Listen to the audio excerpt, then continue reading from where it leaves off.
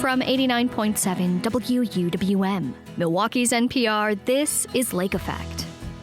I'm Joy Powers. Today we'll learn what the Milwaukee School Board does. It's our job to actually overlook policies and finances and programs to make sure that we are requiring administration to be accountable to what they're supposed to do. Then we'll hear some of the latest episode of Swing State of the Union, which looks at the impact of Act 10 in Wisconsin.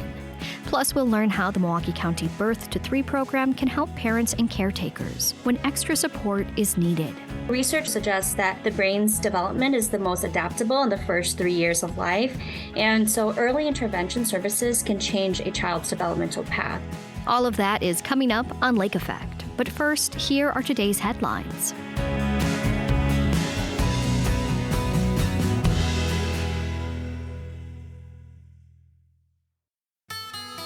This is Lake Effect from 89.7 WUWM, Milwaukee's NPR. I'm Joy Powers, and thank you so much for joining us. Last April, Milwaukee voters approved a $252 million referendum to fund local schools. Just months later, missteps by the district's financial management became public, resulting in the departure of then Superintendent Keith Posley and penalties from the state. Last month, a state audit of MPS found disorganization in the district's offices and on the school board. According to staff who spoke with WUWM, the chaos at the district level impacted student achievement by creating distrust and confusion among staff. MPS is on a 2-year action plan to update its organizational structure and get back on track. In the meantime, MPS has hired a new superintendent. Along with her will come new faces on the school board. 4 seats on the 9-member board are up for election this year, and only one incumbent is running. One of the board members not seeking re-election is Henry Leonard. He taught at MPS for 28 years and was elected to the board in 2021. Leonard spoke with WUWM education reporter Catherine Kokel about his time on the school board and the future of public schools in Milwaukee.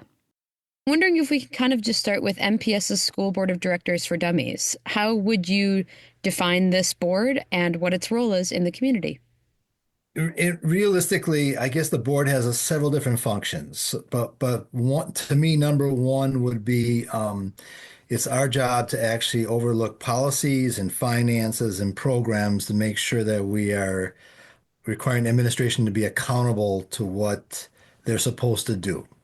That also involves a certain level of understanding of the state to make sure you understand the laws. We obviously have attorneys and a board clerk that helps us with the more complex information so we don't have to dump that on the public. But it's really to be developing relationships and making sure that you're actually representing your constituents. So that requires actually a lot of groundwork, going to schools, going to town meetings, calling people up, doing interviews and everything else. So that's a big portion of this job so that constituents, whether you agree with what they want and don't want, or is at least that everybody's on the same page. And then obviously, I mean, the bottom line really is always that we are sort of like district leaders because we actually are the superintendent's boss. So we actually should always be looking at it as that we are doing everything we can to improve the district and the results for our students and parents. So I guess in a nutshell, that would be the best for a school board for dummies. That would be like the 3 major categories. What are the limits of the board? How can a school board member actually impact a school system? Yeah, and there are limits for sure. I'm going to be very honest with you. I don't always follow those limits, so I wait and I apologize later. But but legally, we are not supposed to directly impact personnel decisions. That is considered an abuse of power. And so that's one area. And then we're also not supposed to directly impact business arrangements when we can help people and induce them to come into meetings with our administration to set up a program or whatnot. But we actually can only do the introduction, and then we have to step away and not be involved anymore.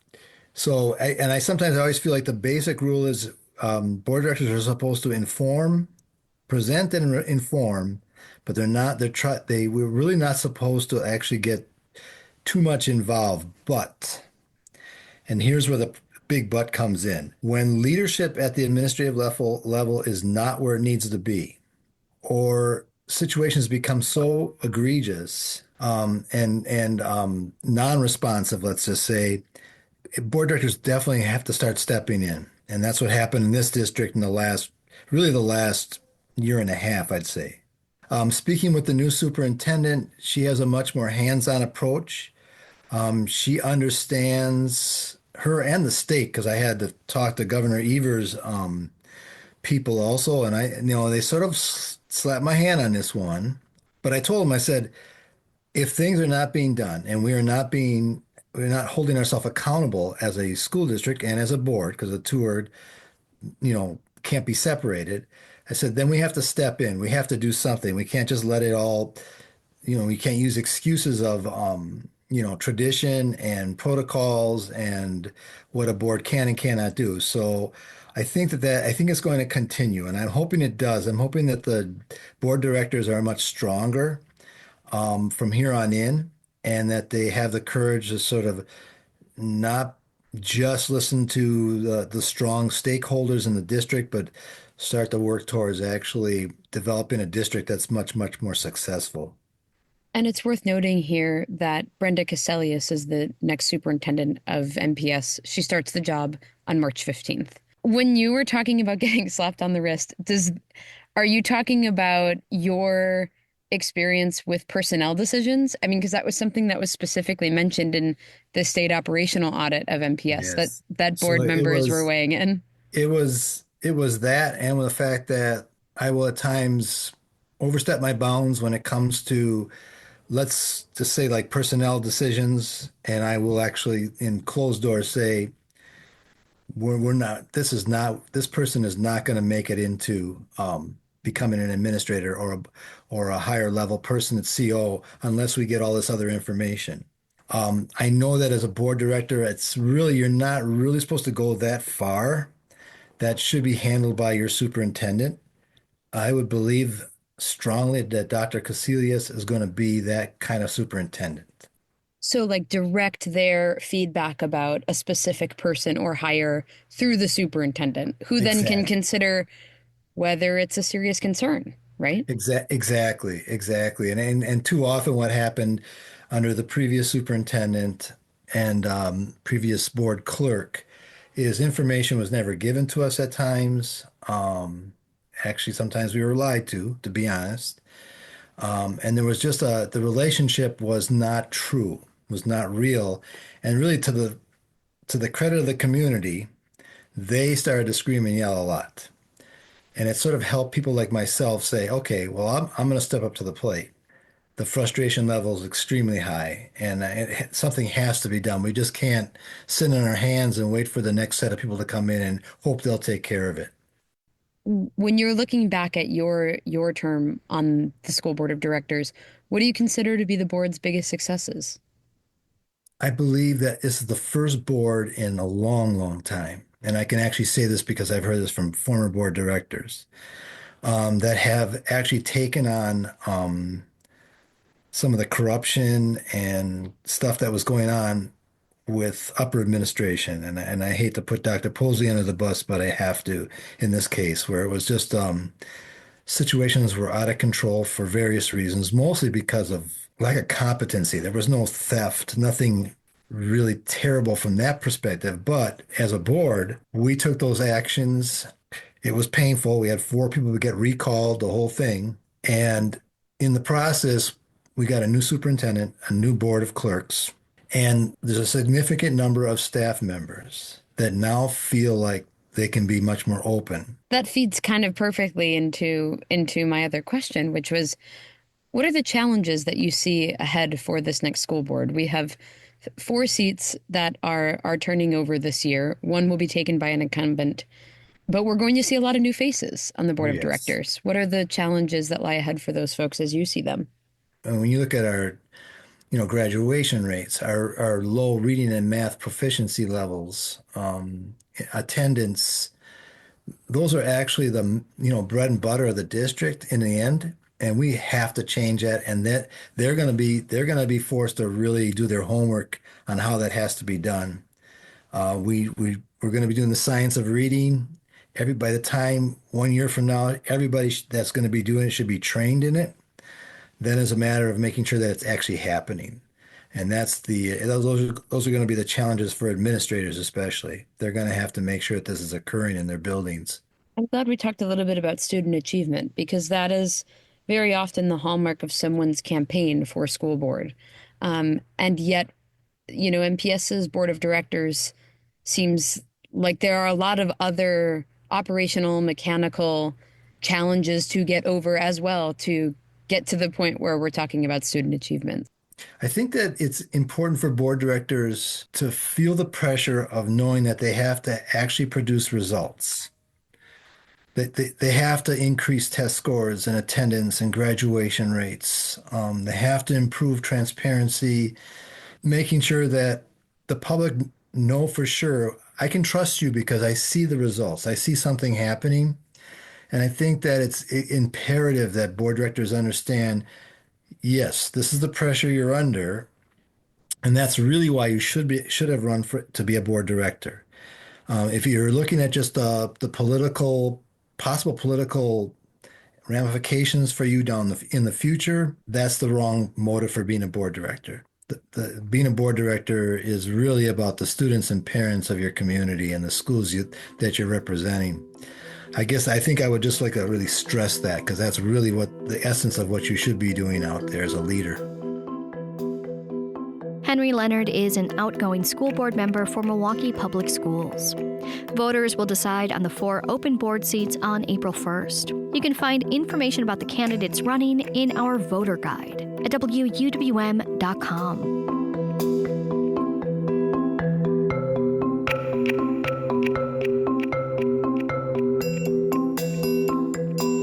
Season 2 of Swing State of the Union is here, and this time we're looking at the Wisconsin Supreme Court.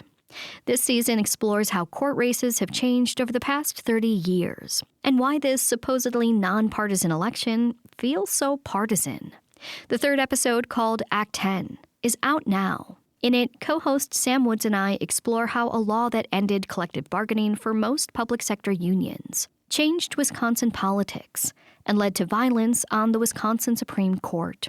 We'll start by looking back to 2011. Former Milwaukee County executive Republican Scott Walker had just won the governorship in Wisconsin. By this point, Republican Senator Dale Schultz had been in the legislature for 28 years.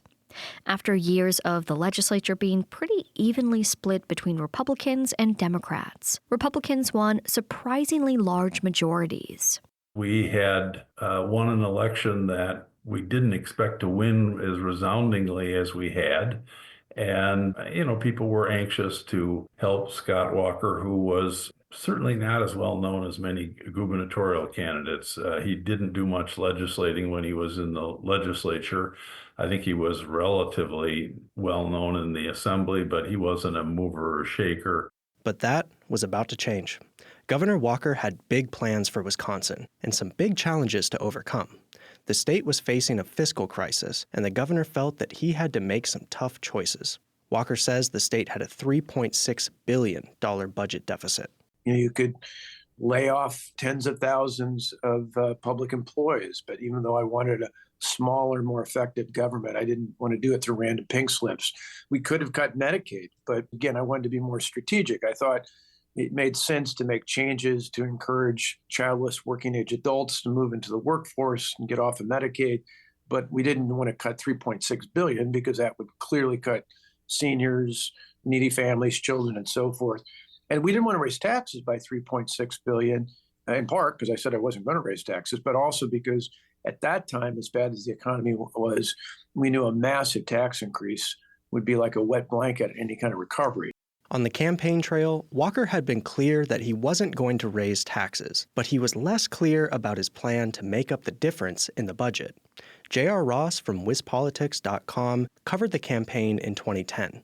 He notes that Wisconsin's fiscal problems at the time mirrored what we saw around the nation during the Great Recession. But the state also had unique issues that Walker had some experience with as a county leader. And Walker kind of was this figure who rose up from a backbencher in the Assembly caucus when he was in the Assembly, in the legislature, won in 2002 in this county executives race when the county government was in a bit of a free fall because of these giant pension payouts that they had. He mapped that into a platform to run for governor.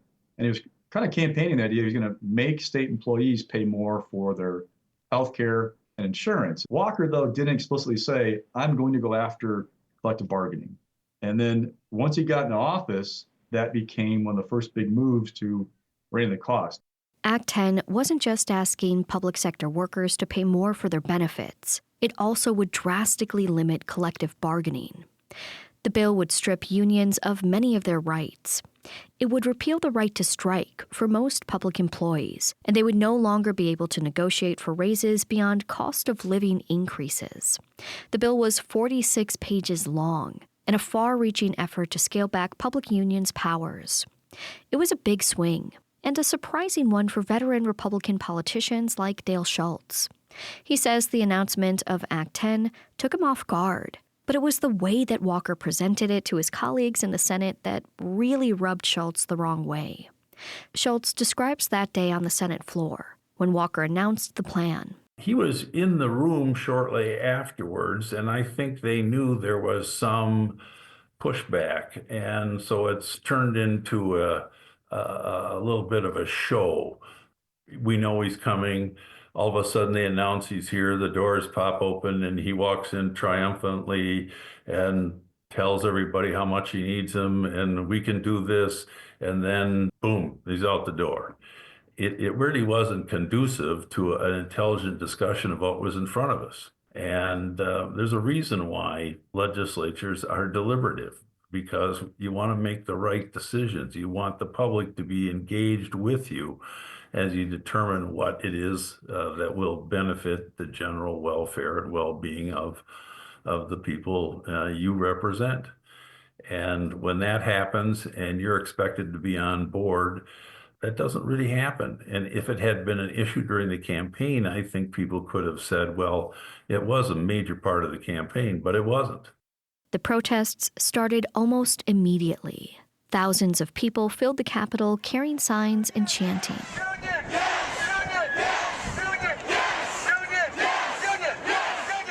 For journalists Patrick Marley and Jason Stein, who were covering state politics, these crowds became an omnipresent part of their daily lives. The two wrote a book about that time called More Than They Bargained For: Scott Walker, Unions, and the Fight for Wisconsin. The book details the many chaotic events that came to define the passage of Act 10. They describe what it was like. We'll hear from Stein first. Our office at the time in the Capitol Rotunda, the Capitol Press Room, had a door that opened out into the rotunda. So, we had that door closed at all times, but the chanting and the shouting and the drumming in the rotunda was so loud that if you were on the phone in the press room, the other person on the other end of the line would always be able to hear that. You would be trying to just walk from the office to the bathroom and there would be people sleeping on the floor or at times in the early days before the police had restored more order, there would be so many people in the Capitol that you couldn't pick your way through them hardly. It was almost like a packed rock concert that you couldn't just, walk from the Assembly chamber to the Senate chamber. You had to navigate through a sea of people. And if you were a protester or a reporter, you could squeeze through pretty easily. If you were a Republican lawmaker or a staffer, the crowd was not too happy to see you, and you could get sort of trapped in a corner of the Capitol and have to retreat into your office. Then Senator Schultz experienced that firsthand at a pivotal moment in the fight over Act 10. He had been skeptical about the act from the beginning, and his vote was crucial to getting it out of committee and to the floor of the Senate. Before that key vote, Governor Walker asked Schultz to meet at his office. As we got closer to a vote, I did go to see him at his request. When I came back, a vote had occurred which advanced the bill. And unfortunately, There wasn't much I could do about it at that point. The building was filled with people, and I had to be escorted down back stairs, down into the basement, and then up into the east wing. It just wasn't possible to freely walk quickly from one wing to the other in the Capitol.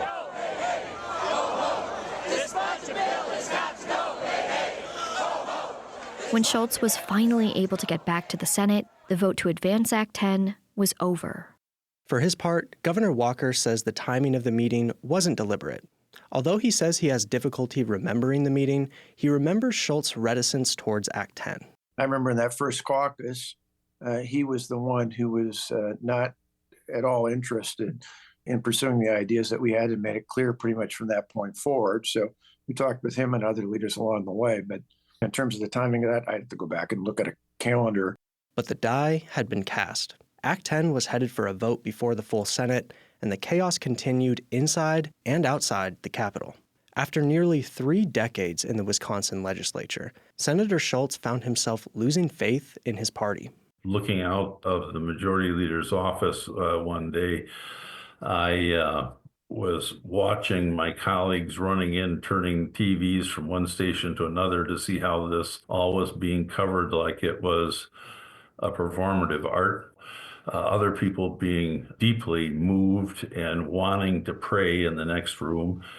And all I could think of at that moment was, I'm not sure God's going to be on our side in this. This is what democracy looks like. Most lawmakers in Schultz's party supported Act 10. And given the Republican majorities in the legislature, Act 10 was basically guaranteed to pass. And it did. The protests eventually dissipated, but the division remained. In the legislature, among residents, and even in the courts.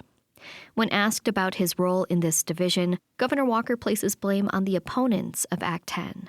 So our role, did we play a role? Sure, in the sense that we put forth a legitimate public policy solution that people then so vehemently disagreed with. They stormed the Capitol, they took it over. They then tried to recall state lawmakers. When it comes to figuring out who's to blame for hyperpolarization, it's clear Walker doesn't believe the buck stops with him.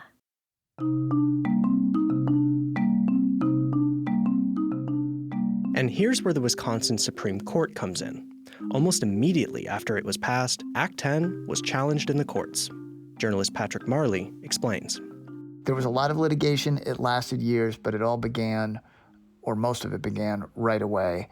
There were different legal theories. There were different venues that these were filed in, but it was clear that Democrats and unions saw that they were probably going to lose legislatively and politically because of the Republican control of the State House, and that their only hope was in the courts.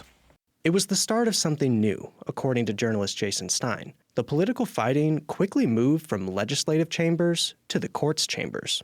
They were in state court, they were in federal court, and in some ways they've never fully ended. I mean, there's always been people looking to litigate and relitigate that issue. And it sort of, to me, kind of helped usher in an era of two things. One, of using the courts not to settle legal disputes so much as political disputes. In other words, because you couldn't reach a consensus in the legislative realm, you tried to essentially do politics in the courts, so to speak.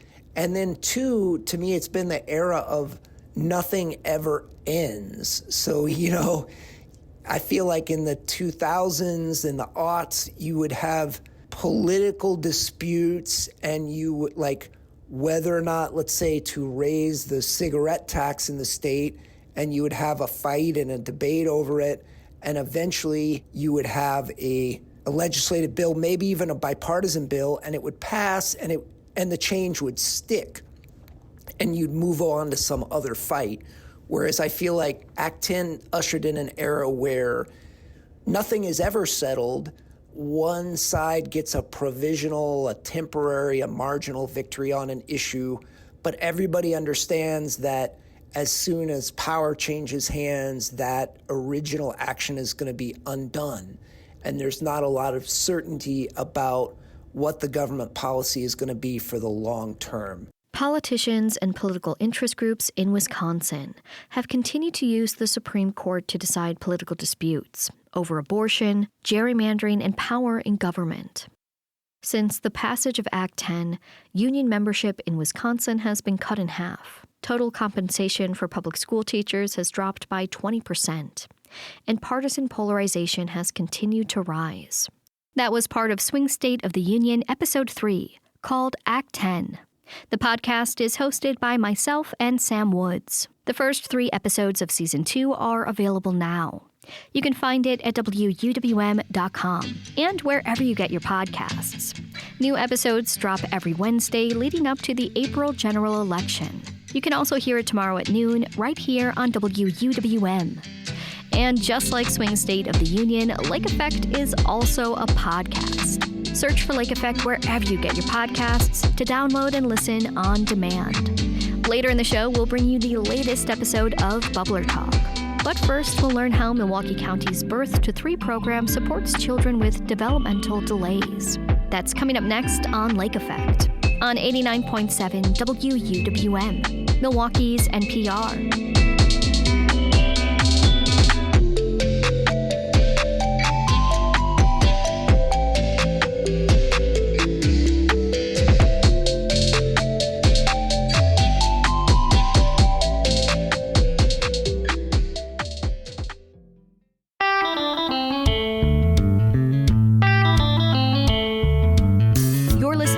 Effect on 89.7 WUWM.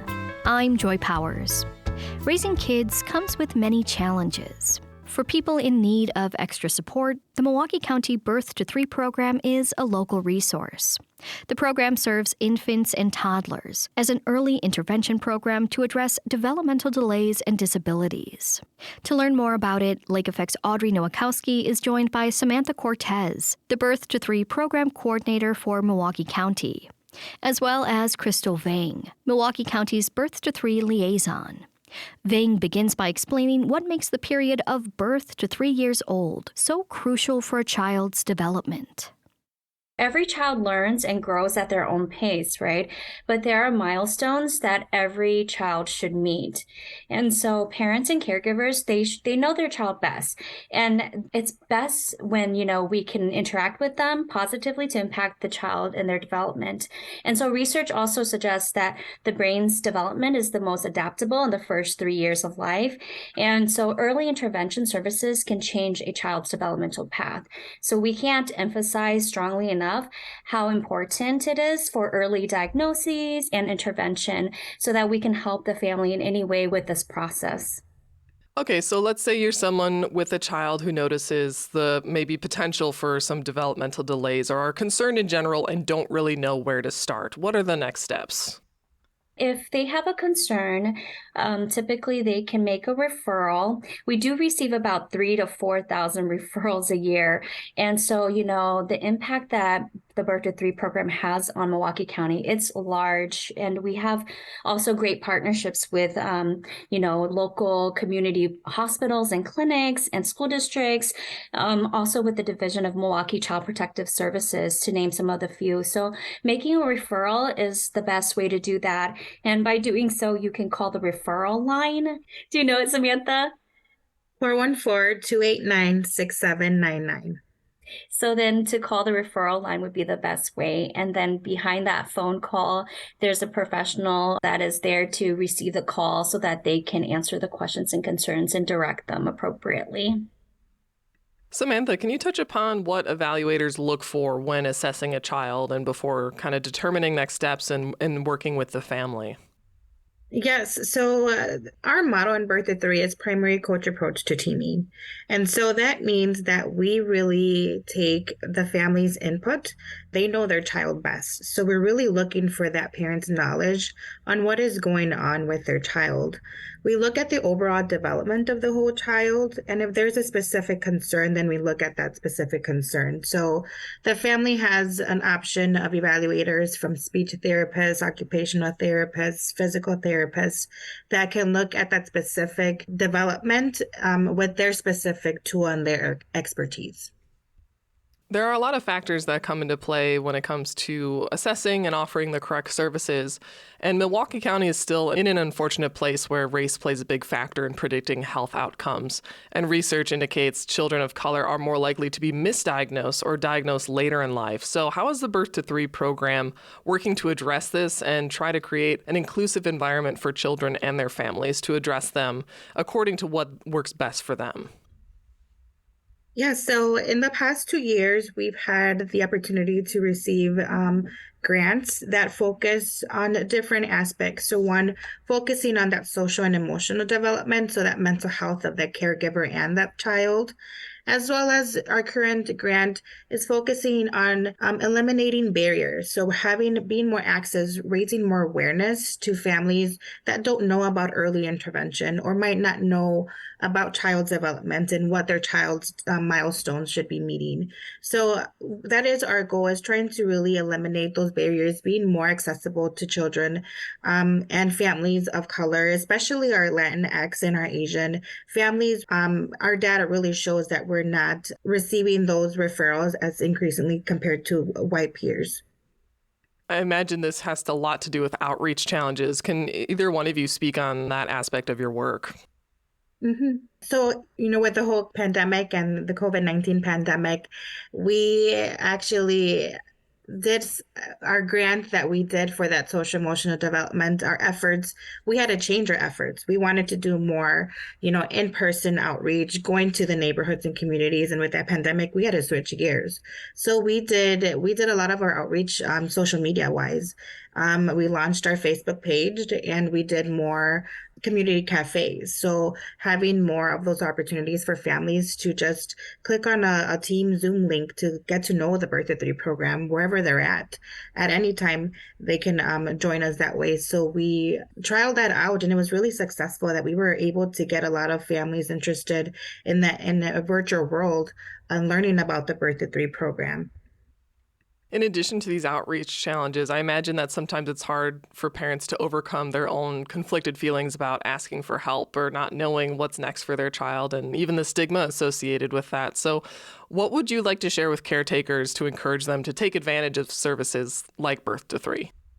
I would say parents know their child the best. And it's okay to ask for help. And we are not here to judge families or to let parents know this is what your child should be doing.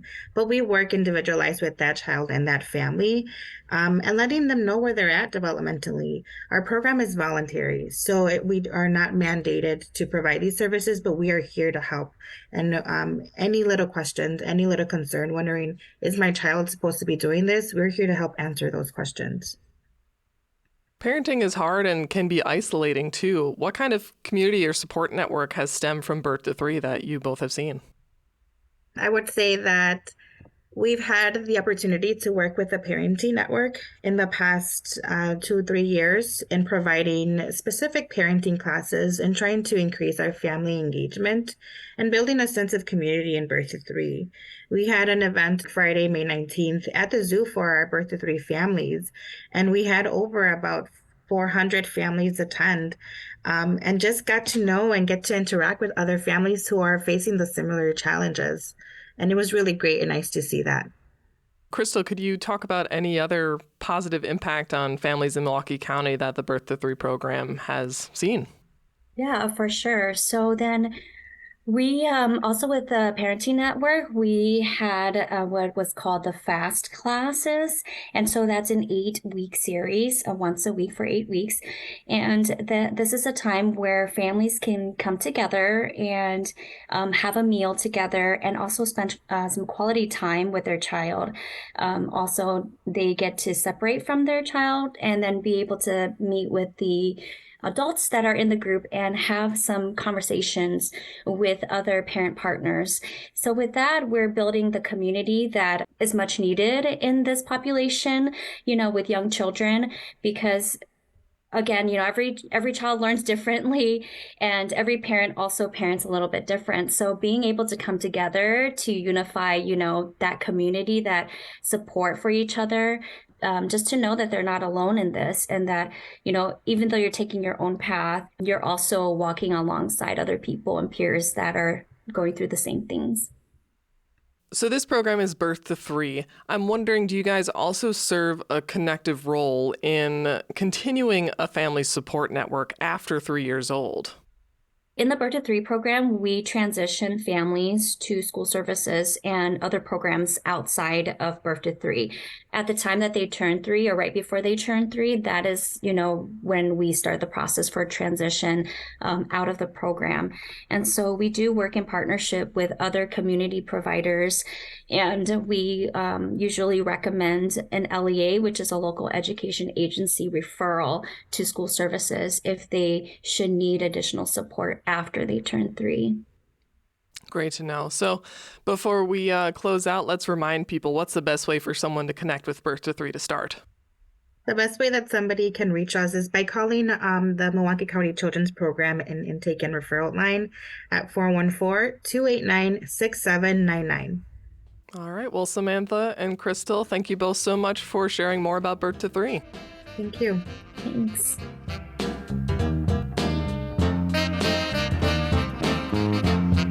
Samantha Cortez is the Birth to 3 program coordinator for Milwaukee County.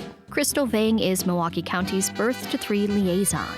They spoke with Lake Effect's Audrey Nowakowski in 2023.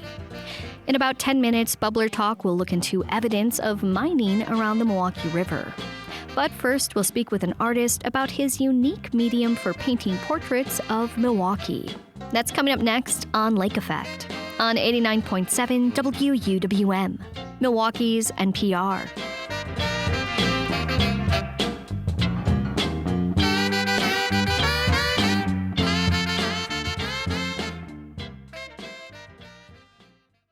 This is Lake Effect on 89.7 WUWM. I'm Joy Powers. Atomic Records, Klingers East, and the Milwaukee County Stadium. Wisconsin artist Nate Rose recently gained attention for recreating all of these local landmarks of the past as tiny paintings inside Altoid tins.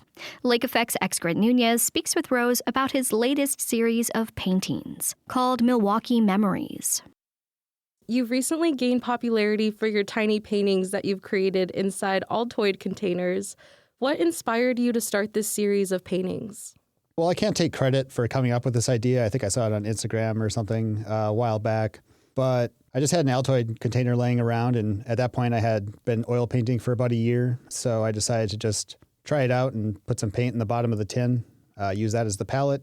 And at that time I lived on the east side of Milwaukee, and so I just walked down to the art museum, sat on the grass, made a little painting of it, and that's kind of how I started the tiny Altoid painting. So it's only been about a year and a half that I've been doing these. And so the lid of the Altoid tin has a little 2x2 canvas on it. And then in the bottom part of the tin, there's little dabs of oil paint, the various colors that I use. And then kind of in the middle of the bottom part of the tin is where I mix them. The little painting itself will probably be dry in about a week, but these little dabs of oil paint could be wet underneath for months and months.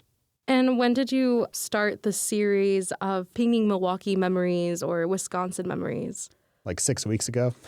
Yeah, this is like a pretty recent thing. It was actually a shower thought, I think early October, maybe late September. I was actually thinking about what local landmark I wanted to paint next. And I was like, oh, it'd be nice if I could paint like Port Plaza Mall in Green Bay, which is no longer there, but I grew up in Green Bay. It was kind of like where we always hung out. And then I thought to myself, well, why not just paint it? And so I did a bunch of research and found photos and tried my best to remember kind of like what it looked like, what the vibe was. And then I just painted it, took a picture of what's there now, which is really boring. And you mentioned Port Plaza Mall, but for listeners who aren't familiar with your work, tell me about some of the places you have painted.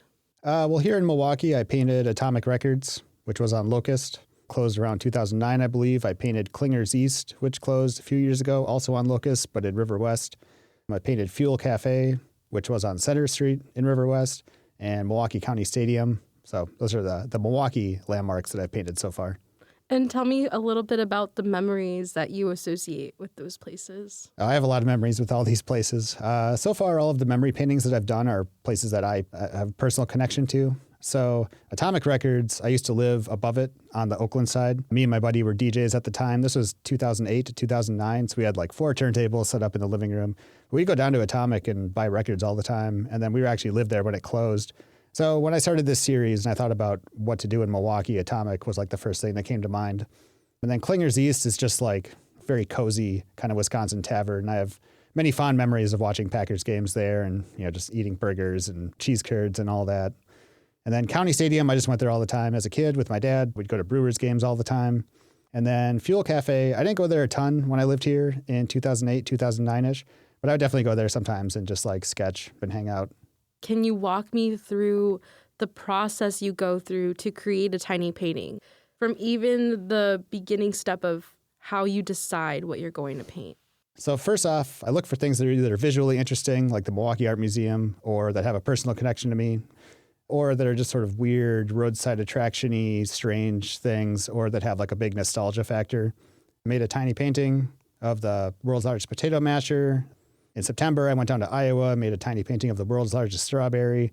I live right down the road from the world's largest hex nut. So yeah, always looking for these like weird, kind of kitschy, roadside attraction type things.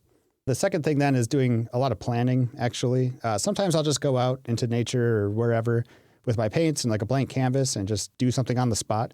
More often than not, though, like I'll visit the place once, take a bunch of reference photos, kind of note the weather, note like where the sun is, note like if it can be a windy day or if I need it to be still. Is there going to be water? Do I need like the reflection of something? There's a lot of planning and thought that goes into that.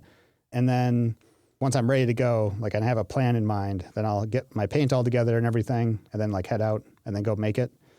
Some of these, though, I've done like at home. Obviously, I can't go and like see Atomic Records or County Stadium. So those I do at home after doing like a bunch of research. And so for the ones that no longer exist, like I'll try my best to find stuff online, photos to reference and things like that. Hopefully there was something like in an old newspaper. But also if it's something that's been around since 2007, I'll use the Google Maps Street View. So all of these things. And then basically when I'm ready to go, it's for these tiny paintings, it's just putting the oil paint in the bottom of the tin. And that's basically my palette. And I have a bunch of tiny brushes and then I go for it. How long does each painting take you? The tiny paintings, probably like 2 hours for a really intricate one. Like the Atomic Records one has a lot of detail, a lot of lettering and things like that. Same with the Fuel Cafe one, Klinger's one. Actually, all the Milwaukee ones took about 2 hours now that I think about it. And what would you say your favorite part of the process is when you're painting? Well, I just like that you can do whatever you want. Like it's pretty nice. Like you can always change anything. The Fuel Cafe painting, I put a squirrel smoking a cigarette in there because I can. Things like that, just paint a little happy cloud in there like Bob Ross, doesn't matter. So I like the control, like when you paint, because you can just do anything. A lot of the cityscapes and things that I do, like I just leave out like the light poles, telephone poles, and like the wires and stuff like that because I'm just trying to make a beautiful painting. So I think I just like that about painting is that you have creative license to just change whatever you want. I love that. And you also do big paintings, including abstract paintings. What inspires your abstract art? When I'm trying to paint representationally, it's a lot of effort. It takes a lot of work to do that. So after I've done that for a while, for a couple of months, I feel kind of burnt out. And sometimes I just want to like go be free. And so then I just sort of get into like a phase of abstract paintings. And for that, I usually use acrylic because it dries a lot faster and you can add a bunch of stuff to it to make it thicker, more textured, things like that. So I don't know. I feel like it's almost kind of like a release after doing these very planned out, painstakingly detailed, representational type paintings. So what's different about painting abstractly versus painting landscapes? Well, the obvious difference is that painting landscapes is painting something representational, painting something that's there and easily recognizable, or abstract is, it's just that, it's abstract. But I still feel like there's still some kind of a connection. Like a lot of the colors that I use for my abstract paintings are actually inspired by the National Park Service posters of the early 20th century. So something about the colors that they used spoke to me. So a lot of the abstract paintings I do still use that sort of theme. So I guess they're still kind of tied into nature a little bit. Also, a lot of my abstract paintings have kind of like a radial theme. So I feel like in one way or another, I know this is an abstract answer to a question about abstract paintings, but in one way or another, like I feel like there's still some sort of natural sort of feel to them. Yeah, no, I really appreciate that answer. Before we wrap up, I do want to ask you, what do you hope people come away with after seeing your artwork, tiny and normal-sized paintings?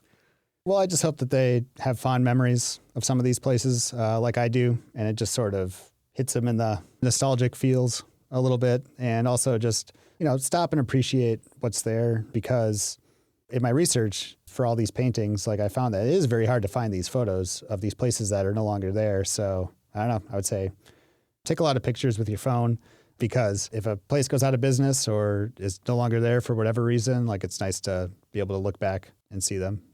Absolutely. Well, Nate, thank you so much for speaking with me today and sharing your artwork with me. Thanks for having me. Nate Rose is a Wisconsin artist known for his series of tiny paintings inside Altoid tins. He spoke with Lake Effect's Grit Nunez late last year.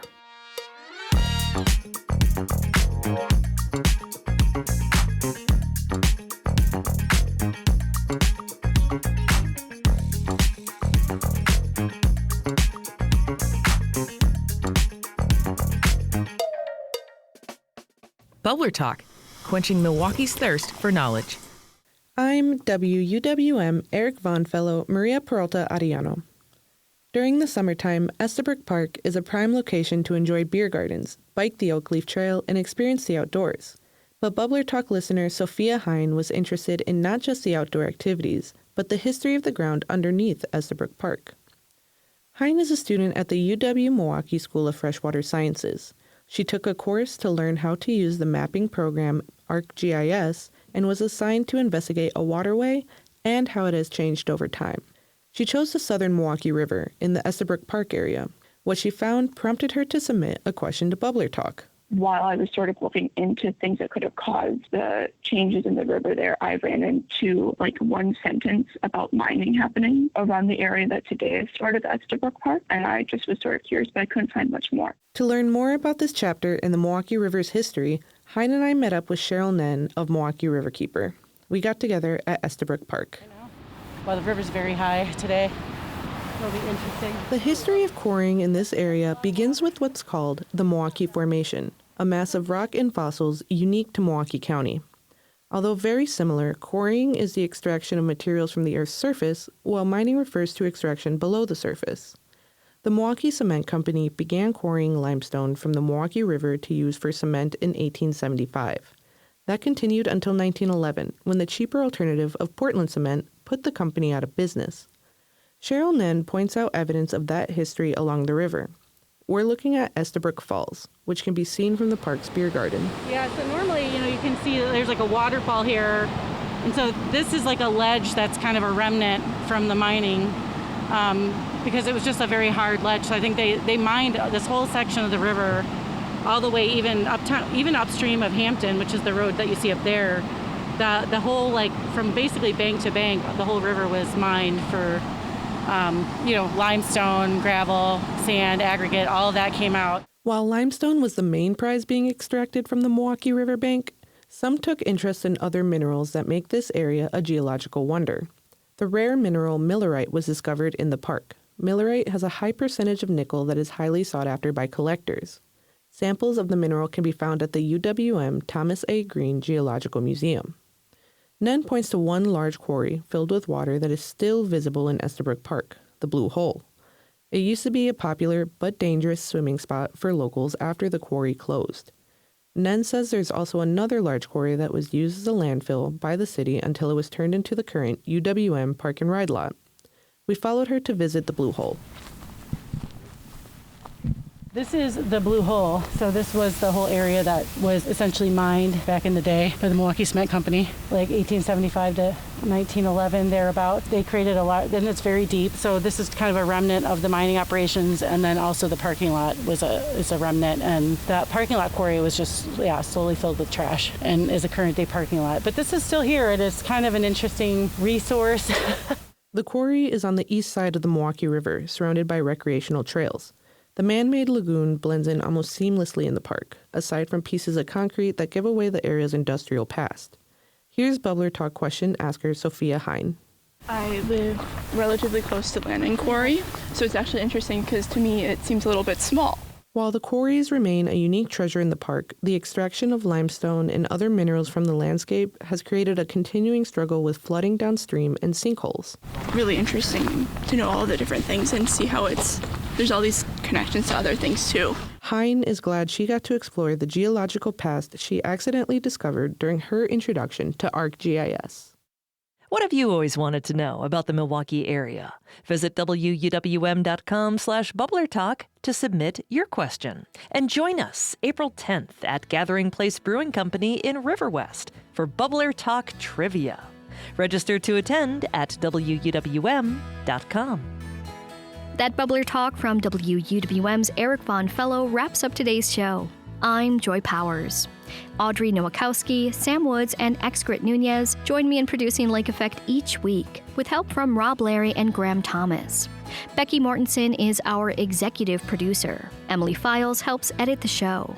This week, we also heard from Susan Bentz, Chuck Quirmbach, Catherine Kokel, and Jimmy Gutierrez from the WUWM News team. Jason Reevy is our studio engineer. Michelle Maternowski is our digital manager. Valeria Navarro-Villegas is our digital editor. Trevor Shep wrote our theme music. If you missed any of Lake Effect this week, you can find all of our conversations at wuwm.com. If you'd like to take the show on the go, you can download the Lake Effect podcast wherever you get your podcasts. Join us again this Monday at noon, when we'll hear from both candidates running for the 3rd Aldermanic District seat. And thank you so much for joining us right here on listener-supported 89.7 WUWM, Milwaukee's NPR.